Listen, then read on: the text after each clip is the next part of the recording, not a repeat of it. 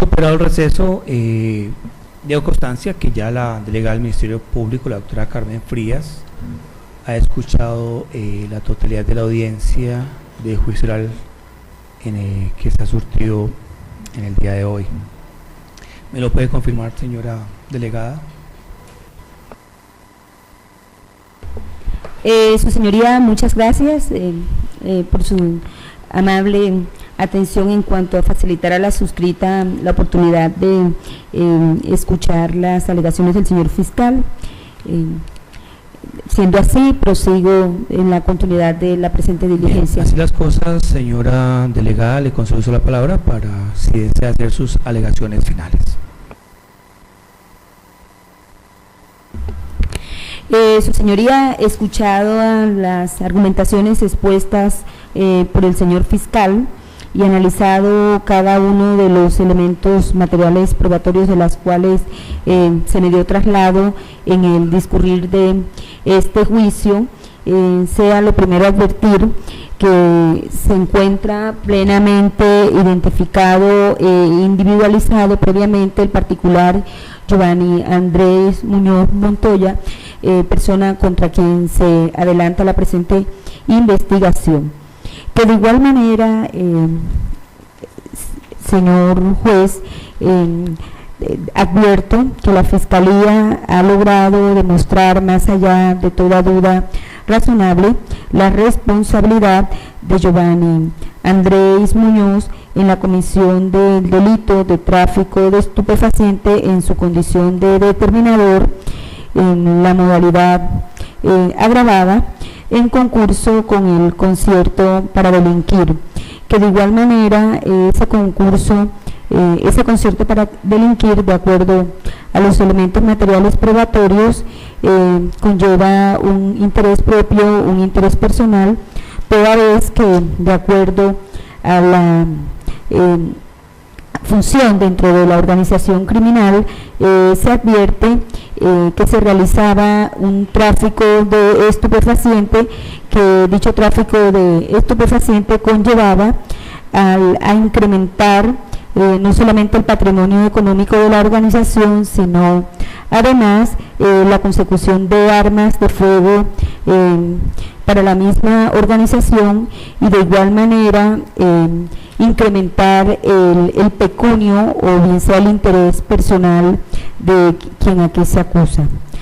Se recibieron testimonios y declaraciones, entre ellas de Diego Luis Villegas Murcia, de Juan Camilo Ospina y de Henry Lozano, quien de una manera descriptiva describió desde el momento en que se adelantó la presente investigación lo que dio origen para ello.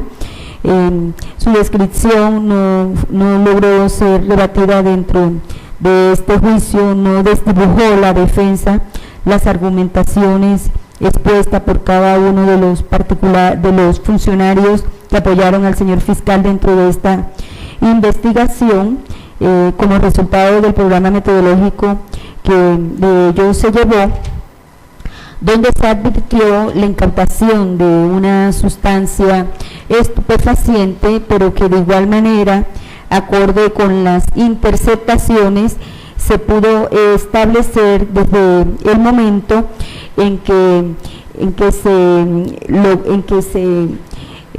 salió con la droga hasta el momento en que se incautó la misma sustancia, y que de igual manera las conversaciones entre Giovanni de Andrés y Omar alias Cuñado conllevaron a determinar eso. Esas conversaciones fueron productos de interceptaciones a los abonos telefónicos de estos particulares, logrando así la Fiscalía General de la Nación demostrar no solo el tráfico de esta sustancia o en su condición de determinador, sino la existencia de la organización criminal o compañía de móvil de Mario Vélez. Vistas las cosas de esta manera, no le queda a esta representante del Ministerio Público que manifestarle a usted que comulgo con la pretensión del señor fiscal de que se profiera un fallo condenatorio al cumplirse los requisitos estipulados en el artículo 381 de la norma procedimental. Muchas gracias. Muy bien, señora delegada. Señor defensor, le concedo el uso de la palabra para sus alegaciones finales. Gracias, su señoría. Su señoría, hace tiempo cuando se me consultó acerca de este proceso, me llamó mucho la atención la manera como fue presentada toda esta acusación. E inmediatamente vino a mi memoria el escrito del honorable admirado doctor Andrés Nanclares, juez y magistrado de la República, acerca del conocimiento más allá de toda duda y el convencimiento más allá de toda duda razonable, cuando tocaba el tema de los paralogismos, o sea, el razonamiento incorrecto, y de los sofismas que puede presentar un caso en particular, y que un juez debe saber identificar. Por esta razón, su señoría, este defensor inicia su exposición separando los delitos por los cuales se acusó a mi defendido en este proceso de la siguiente manera.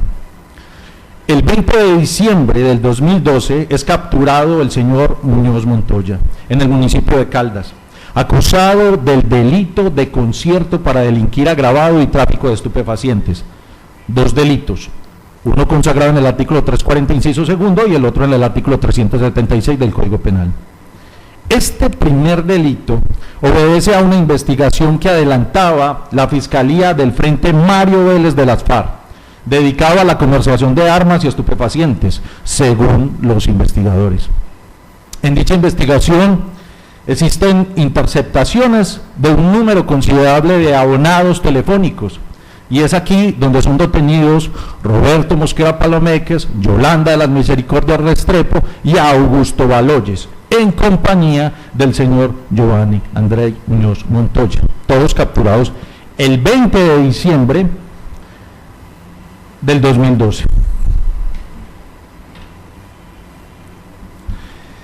La explicación del segundo delito está en que 5 meses antes de la captura del señor Giovanni Andrés Muñoz, más específicamente el 25 de julio del 2012, donde un vehículo de servicio público tipo taxi, placas STU 647, marca Hyundai, que conducía el señor Ovidio Jesús Jaramillo Bedoya, se encontraron 41.625 gramos de base de coca. Esto se produce debido a una visita presidencial en la zona del Poblado, razón por la cual se dispuso de un operativo de seguridad, y en dicho operativo el ejército, ayudado de perros entrenados, observan el taxi y, situado en el edificio California del Poblado, indagan por su propietario, llegan al señor Ovidio Jesús Jaramillo, quien luego de ser interrogado por el vehículo accede a su registro voluntariamente, y allí se encuentra la droga. El señor Ovidio es procesado y condenado por este hecho, y el señor Muñoz Montoya, 5 meses después, le es imputado el delito de tráfico de estupefacientes como determinador en la modalidad de transportar.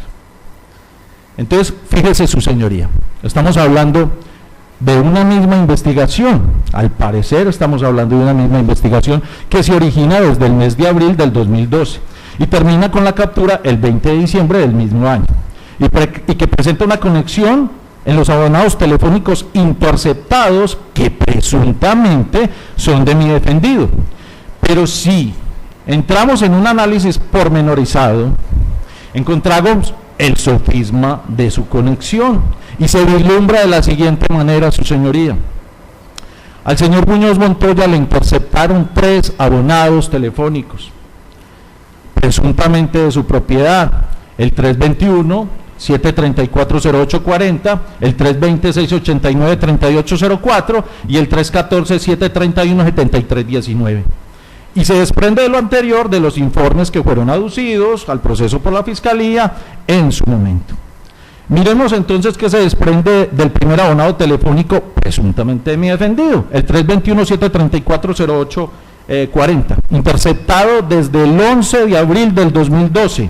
Es básicamente el abonado donde inicia la investigación por el concierto para delinquir, por hacer parte de la red de apoyo del grupo Mario Vélez de las FARC. Ahí se encuentran bastantes registros de personas que hablan en un lenguaje cifrado o no, no se sabe si hablan de actividades ilícitas, presentes o futuros, porque, óigase bien su señoría, no hay ninguna incautación o allanamiento o registro que de acuerdo a un operativo corrobore o respalde lo que está contenido en esas conversaciones telefónicas en lo que concierne a mi defendido. Recordemos que en este evento hubieron 3 capturas más: el señor Mosquera Palomeque, Augusto Baloyes, la señora Yolanda de las Misericordias Restrepo, por concierto para delinquir.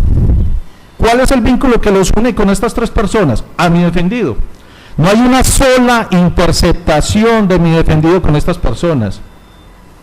Y en este juicio escuchamos los audios de las interceptaciones telefónicas de un tal Omar Cuñado, con alias Yoba Giovanni, al parecer tratando temas sobre venta de armas y pasta de base de coca, según las interceptaciones del testigo Henry Lozano, quien vale decir no es analista de inteligencia criminal.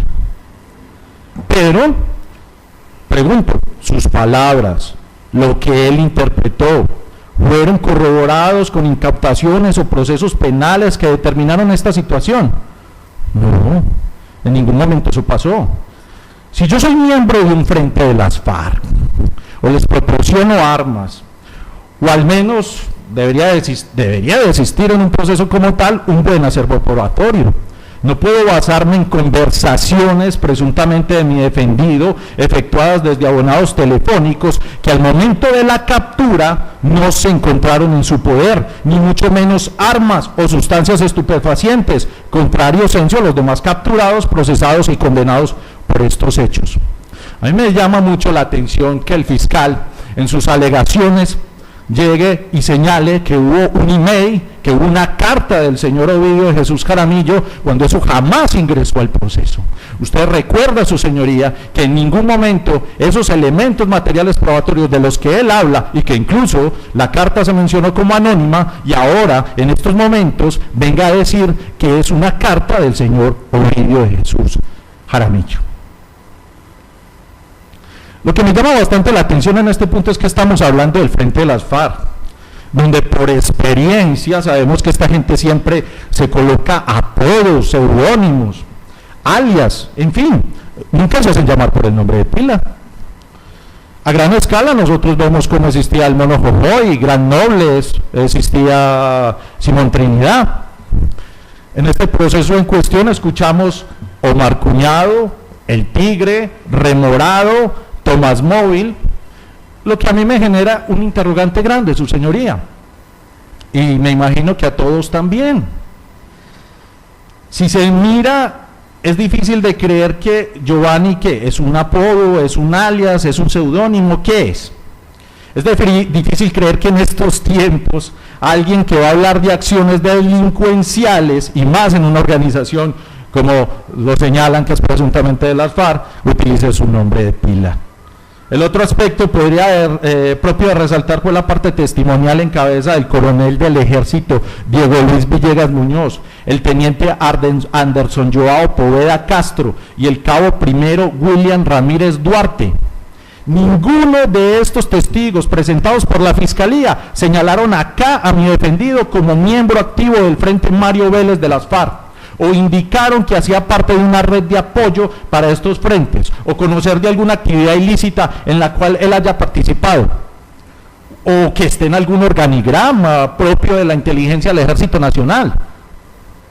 Estos testigos pudieron servir para un reconocimiento fotográfico, para un reconocimiento en fila, ya que sus conocimientos y las labores de la inteligencia en el Ejército permitían saber quién es o quién no es miembro o colaborador de la guerrilla. Tampoco entiende este defensor si estas interceptaciones se venían realizando de tiempo atrás, porque nunca hubo un procedimiento que arrojara capturas en flagrancia o en captaciones de droga o armas. Porque no busco ¿Por qué no busco el señalamiento de Bienvenido como miembro de las FARC, del Frente Mario Vélez de las FARC o de la red de apoyo, si ahí estaban los demás capturados por el concierto para delinquir? ¿Por qué la Fiscalía no se tomó la molestia de preguntarles a ellos, como sí me tocó hacer a mí en la vista pública, preguntarle al señor Roberto Mosquera Palomeque, que confesó que era del 57 Frente de las FARC, que mi defendido no tiene ninguna relación con la guerrilla? Jamás se solicitó el testimonio de esas personas. Y otra pregunta que surge: usted, su señoría, ha determinado y ha visto con claridad que la Fiscalía aportara una prueba concreta de que el abonado telefónico, el 321-734-0840, fuese de propiedad de mi defendido. No, aquí no se dio eso. Creo que bien pudieron hacer labores de investigación con la empresa telefónica, saber el nombre, a quién estaban registrados esos números en particular, o el equipo, es decir, una búsqueda selectiva en base de datos, algo, pero no se hizo. El investigador Henry Lozano, gerente de esta investigación, señala en el contrainterrogatorio de la defensa que no recordaba si se había hecho. Ahora, ¿no cree usted, su señoría, que si lo hubieran hecho, que si hubieran sabido de quién pertenecía a esos abonados telefónicos y viera el nombre de mi defendido, no lo iban a sacar a relucir en estas audiencias públicas? Sí sería el caballito de batalla, contundente para demostrar que él era propietario de esas líneas interceptadas. Jamás, fíjate bien, jamás a lo largo de esta investigación aparecieron esas diligencias. Qué extraño, qué extraño. O si se hizo, sí se hicieron, pero los resultados eran favorables para mi defendido, lo que me remitiría al artículo 142, numeral segundo, de deberes de la Fiscalía. En fin, eso nunca lo vamos a saber, pero no existe relación alguna de esos abonados telefónicos con mi defendido. Recordemos, su señoría, como le dije desde el principio, una cosa es el conocimiento para condenar, como lo señaló el fiscal en su momento, artículo 381, y otra cosa es el 382, que eso es lo que hace diferencia, el convencimiento. Esa es la diferencia, porque en el conocimiento están los medios, las pruebas técnicas, las pruebas científicas, los testimonios, lo que me prueba realmente. Su señoría, imputar un delito de concierto para delinquir cuando los requisitos claramente no se cumplen. Eso es no sino mirar la sentencia de la Corte Suprema de Justicia del 18 de enero del 2001, magistrado ponente Jorge Aníbal Gómez Gallego, en donde está el acuerdo previo para cometer delitos en plural, que si ni siquiera se conocen. Ni siquiera la Fiscalía se tomó la molestia de buscar el vínculo de un conocimiento previo con Roberto Mosquera Palomeque, Yolanda de las Misericordias Restrepo o Augusto Baloyes. No, eso nunca lo hicieron. O cuando al momento de su captura se le encuentran elementos materiales o evidencia física que determine su responsabilidad en dicho delito. En esa captura del 20 de diciembre allá en Caldas, que le encontraron a él, absolutamente nada.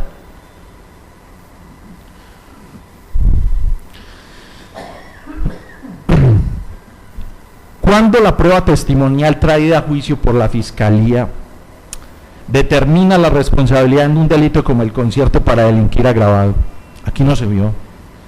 Eso quedó sin piso jurídico.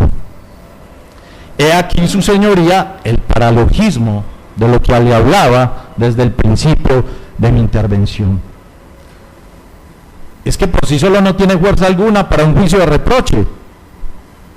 Considero que esto lo veía la Fiscalía, eso es diáfano para cualquiera de los que trabajamos día a día en estas labores, es diáfano saber eso. Pero, sin embargo, si unimos lo ocurrido con el edificio California, con lo del Frente Mario Vélez de las FARC, ¡bingo! Tenemos el concierto, y el concierto entonces asume un tinte diferente porque hay una incautación de una droga. La única incautación. Y claro, no porque los investigadores que estuviesen llevando estas interceptaciones habían escuchado, ellos ya sabían dónde iban a realizar, dónde estaba la droga, pero ellos no hicieron esa captura ni esa incautación. Esto se vio fue porque había una tarea preventiva del ejército en una visita presidencial. Y aquí entiendo yo por qué la doctora Dalgisa, fiscal en su momento, prácticamente revivió el proceso del señor Ovidio Jaramillo en todos sus pormenores. Y uno no entendía por qué seguíamos alegando en un caso, mirando las pruebas de un caso que ya había sido juzgado. En este caso en concreto, en el caso de la incautación de la droga al edificio California, nos remitimos al abonado telefónico 320-689-3804, presuntamente también propiedad de mi defendido, y donde se extraen los audios que escuchamos con el testigo Henry Lozano. Yo le reitero ya la pregunta nuevamente, su señoría. Y fueron a la empresa telefónica, hicieron búsqueda selectiva en base de datos para mirar a quién le pertenecía ese abonado telefónico. ¿Cierto que no? Eso nunca apareció. Acá el punto neurálgico de la investigación, de donde se desprende el tráfico de estupefacientes, es la llamada que se efectúa del abonado telefónico 320-689-3804, presuntamente propiedad de mi defendido, el día 25 de junio del 2000, fecha en la cual fue capturado Ovidio de Jesús Jaramillo, quien en la interceptación responde al alias de José. O sea que este señor hasta también utilizaba alias. Este también utilizaba un alias, no utilizaba el nombre de pila. En este punto, la defensa no entiende muchas cosas. Primero, porque si se cuenta con la captura de este señor el 25 de junio del 2012, fíjese todo el tiempo que ha pasado, y es quien puede decirme qué persona lo llamó ese día, quién era el dueño de la droga y dónde lo encuentro. ¿Por qué no se hizo? ¿Por qué nunca se trajo al señor? ¿No se le hizo una entrevista? ¿Por qué nunca se trajo a la vista pública? ¿Por qué no se hizo algo con el fin de que esta persona nos dijera quién lo llamó, quién era el dueño de la droga, quién lo contrató para que la transportara? Eso brilla por su ausencia. ¿O sí se hizo? Pero la respuesta no era la esperada y se decidió no introducirla al proceso. Tampoco lo sabremos. Y eso que la Fiscalía tuvo todo el tiempo del mundo para hacerle la pregunta del millón en una entrevista al señor Ovidio de Jesús Jaramillo, alias José. Y no podemos dejar de lado las palabras del investigador Rubén Ricardo Rodríguez, quien señala que tuvo conocimiento de lo ocurrido en el edificio California después de haber pasado. Lo extraño es que la solicitud de interceptación del abonado telefónico, el 320-689-3804, se realizó el 20 de junio del 2012, tal como consta en el informe que el testigo leyó tan detalladamente. Y los hechos ocurridos en el edificio California, donde se capturó al señor Ovidio Jaramillo, ocurrieron el día 25 de julio del 2012. Es decir, ya los investigadores llevaban un mes de haber interceptado el abonado en mención. Entonces, ¿por qué ni siquiera fueron y hicieron la captura en flagrancia? Tantas interceptaciones, escuchadas 3 veces a la semana, como señaló el señor Henry Lozano en el contrainterrogatorio, y ningún decomiso o un operativo para desarticular toda la organización y realizar una captura en flagrancia. Eso no se hizo. Su señoría, solo analice algo de suma importancia. ¿No le parece que la prueba que pondría fin a todo este proceso, la prueba irrefutable en este caso que hoy nos ocupa, que hubiese evitado todo este desgaste de casi ya 3 años en los que llevamos, hubiese sido la prueba fonoespectrográfica, un cotejo de voz? La Fiscalía tuvo todo el tiempo para realizar esa prueba. Fíjese cuánto tiempo ha transcurrido. Se hubiese tomado la muestra indubitada de la voz de mi defendido, con una dubitada de las interceptaciones, buscar la uniprocedencia, y pare de contar. Yo creo que ningún defensor estaría aquí sentado alegando la inocencia de mi defendido si existiera una prueba de tal semejante tamaño, que en ningún momento lo mencionaron los sujetos procesales. Vuelvo y le digo, su señoría, conocimiento para condenar, no convencimiento. ¿Por qué no lo hicieron si todos los investigadores que pasaron por este juicio tienen tanta experiencia? ¿Por qué no se hizo el cotejo de voz? Tantas interceptaciones, porque fueron muchas, y no se hace un cotejo de voz. Eso es extrañísimo, pues. Incluso si hubiera eliminado la duda siempre latente de si estamos ante un solo Giovanni, existen varios, o jamás hubo un Giovanni, pues como quedó demostrado por parte de la defensa en el contrainterrogatorio del policía judicial, quien llevó a cabo las interceptaciones telefónicas, Diego Fernando Narváez, que dicho apodo o alias está en las transliteraciones, a pesar de que en los audios nunca se escucha. Lo anterior nos lleva a que surjan muchas preguntas en lo que se refiere a la plena identificación de que alias Giovanni es en realidad Giovanni Andrei Muñoz Montoya. Su señoría, pero es que hubo un tercer abonado telefónico, presuntamente propiedad de mi defendido, el 314-731-7319. Pero este abonado, según el informe de policía del 17 de diciembre del 2012, como lo vimos en el contrainterrogatorio con la defensa con el señor Henry Lozano, no arrojó registros de interés.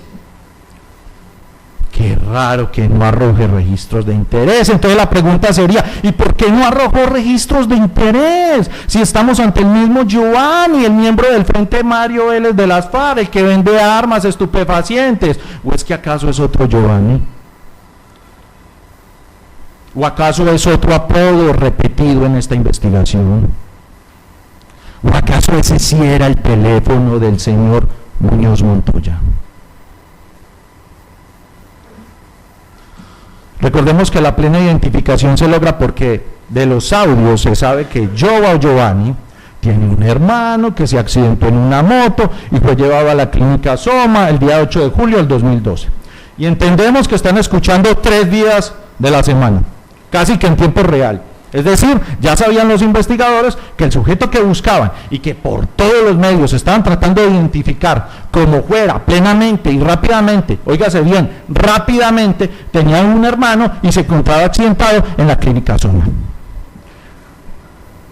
Uno se imagina que el día que escucharon esa importante información, inmediatamente solicitaron la búsqueda selectiva y así obtener la identificación tan anhelada.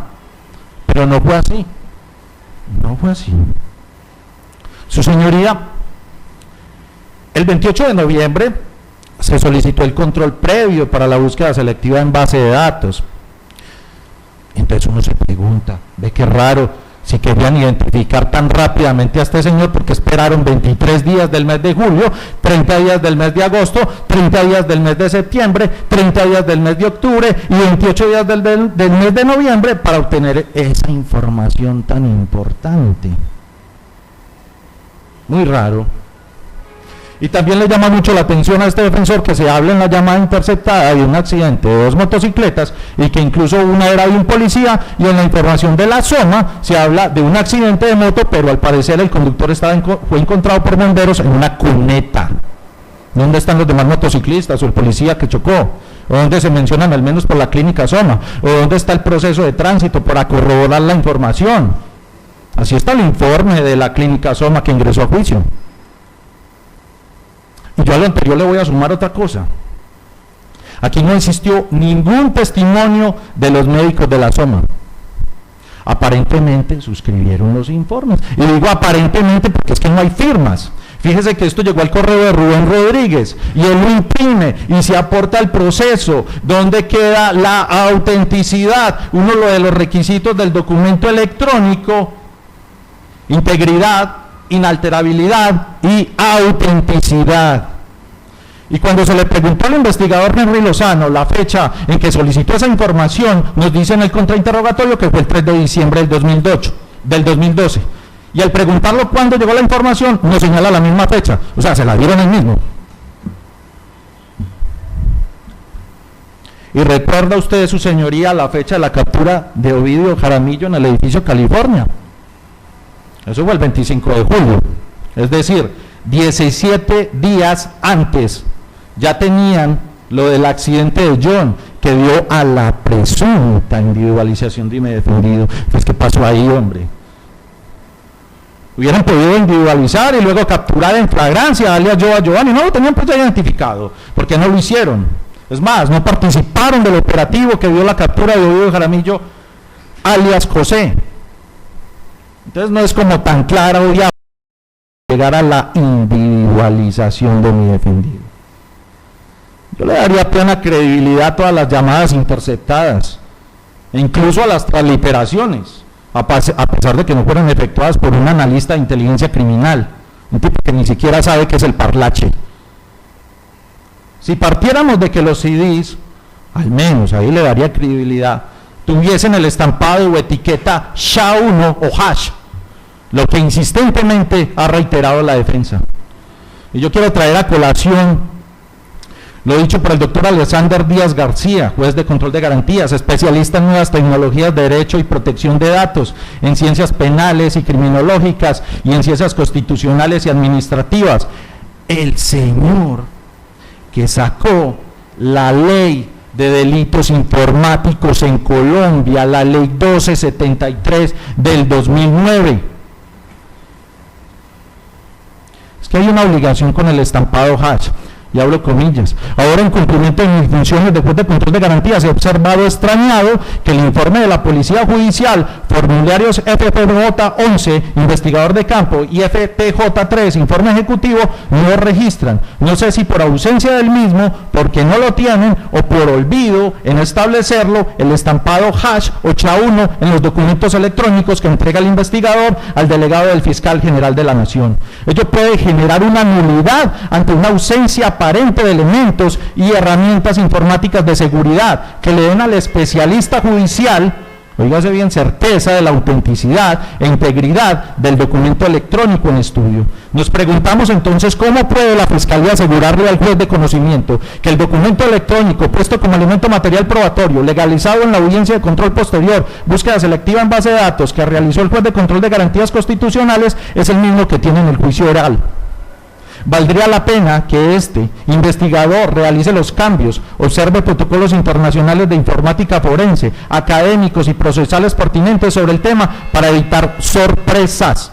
En un CIDE se nos registra que el imputado se le ha encontrado que desde su teléfono ha realizado 20 llamadas a la víctima, pero como la Fiscalía no sabe o no realiza el estampado hash o SHA-1, pues no lo relaciona en su discurso en la audiencia de legalización, este mismo documento en manos oscuras puede modificar su contenido y reemplazar el número de llamadas, o por qué no eliminarlas todas, quedando exonerando de responsabilidad. Por lo pronto, indiciariamente, porque no podemos olvidar que él es titular de una línea, no es presupuesto para pensar que es de uso exclusivo del mismo. Mutatis mutandi, el estampado hash o SHA-1 nos garantizará la autenticidad del documento. Es por eso que cuando yo compro esos CDs por ahí que tienen esas sentencias, me sale solo escritura porque no se deja modificar. Es que ahí está el hash y el SHA-1. Y entonces, cuando le preguntamos a ellos, sobre todo a Henry Lozano, gerente de la investigación, que si puso el estampado, dice que no.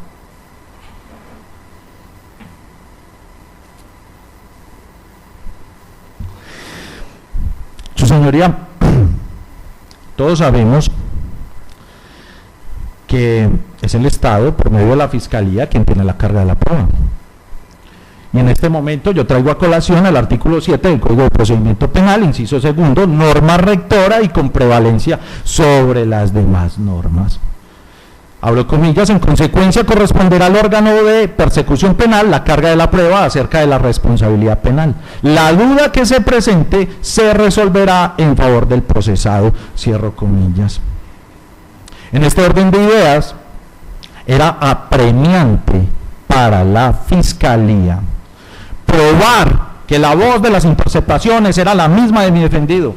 Era necesario efectuar un cotejo de voz y eliminar así cualquier duda, o determinar con plena claridad que esos abonados telefónicos pertenecían a mi defendido por búsqueda selectiva en base de datos a las empresas telefónicas o por cualquier otro medio, o traer el testimonio de los demás capturados quienes aceptaron cargos, Roberto Mosquera Palomeque, Yolanda de las Misericordias Restrepo, Augusto Baloyes, y que señalaran a mi defendido como miembro de las FARC o integrante del concierto para delinquir, o traer a juicio al señor Ovidio Jaramillo para que dijera de quién era la droga que transportaba y quién le dijo que la llevara.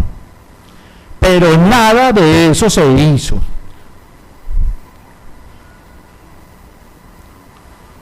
Yo, para finalizar, su señoría, quiero en 12 puntos, resumir por qué no puede haber una sentencia condenatoria en el caso que hoy nos ocupa.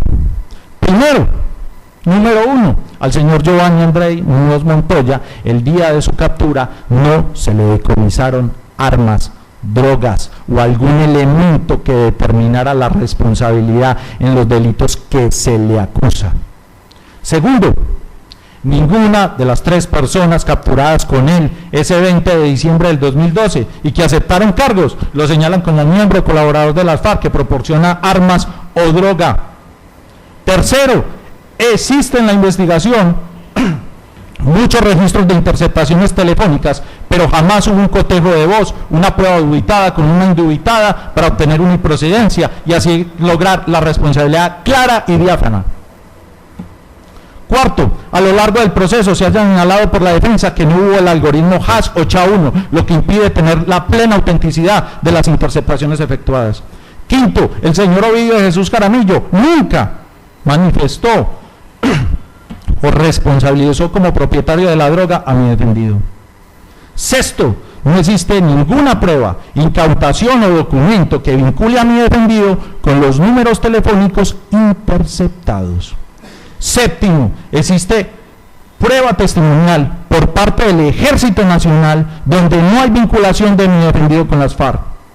Octavo, de las interceptaciones efectuadas presuntamente a mi defendido, nunca se desprendió una incautación o una captura en flagrancia, algo propio de aquellas interceptaciones que se escuchan en tiempo real o corto. Noveno, la individualización presenta serios reparos, porque no se entiende cómo se espera tanto tiempo para obtener una información tan apremiante y con documentos sin firma ni remitente. Décimo, tampoco se profundizó en aspectos que indicaban que se trataba de otra persona y que mi defendido jamás ha aceptado su responsabilidad o ha aceptado cualquier preacuerdo. 11. La subjetividad de las transliteraciones de las llamadas interceptadas, pues como quedó probado, los investigadores escribían en la sinopsis el nombre de Giovanni sin ser mencionado en los análisis y en los audios, y el análisis se hizo por una persona que no estaba capacitada para ello. Y aquí vemos esa subjetividad también en el fiscal, cuando en los alegatos finales me habla de un email y de una carta que escribió un tal Ovidio Jaramillo cuando eso nunca ingresó al proceso. 12. La Fiscalía, teniendo la carga de la prueba, no logró probar la plena responsabilidad de mi defendido, y estamos hablando de una norma de trascendencia, de prevalencia fundamental. Por eso, su señoría, le solicito a usted dictar sentencia absolutoria en favor de mi defendido, el señor Giovanni Andrei Muñoz Montoya, ya que de acuerdo a lo establecido en el artículo 381 del Código de Procedimiento Penal, no se logró el conocimiento más allá de toda duda de la responsabilidad de mi defendido. Y estoy hablando de los medios de prueba que me lleven a ese conocimiento más allá de toda duda. Y es por eso que hago esta petición, no sin antes agradecer el uso de la palabra. Señor fiscal, puede hacer uso del derecho de réplica conforme al 443, ley 906 de 2004. No, señoría, no tengo que replicar nada. Bien, se declara el debate terminado y de conformidad con la sentencia 36.333 de 2012 de la Corte Suprema de Justicia, este despacho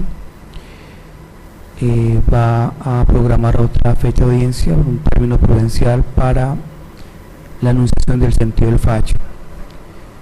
Debo informar a la audiencia que Tengo muchos casos adelante de este que se están analizando para la emisión del sentido del fallo, y debo manifestar que ya queda el sentido del fallo para el otro año, para el 31 de marzo a las 3:30 de la tarde, señor fiscal. 31 de marzo de 2016, 3:30 de la tarde.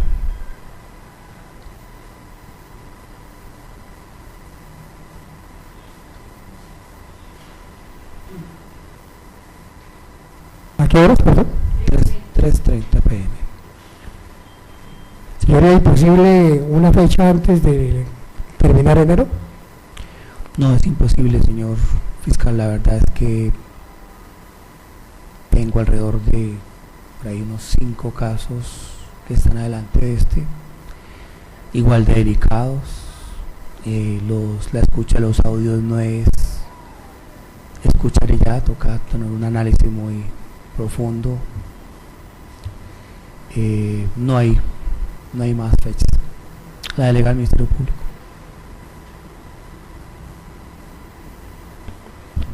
Sin objeción. Señor defensor. Sin objeción, su señoría. Joana Andrei Muñoz, que ha notificado en estado de la fecha y hora para la continuación de esta audiencia juicio oral, no siendo otro presente. Se da por terminada esta audiencia, siendo las 4:54 de la tarde. Pueden retirarse. Muchas gracias.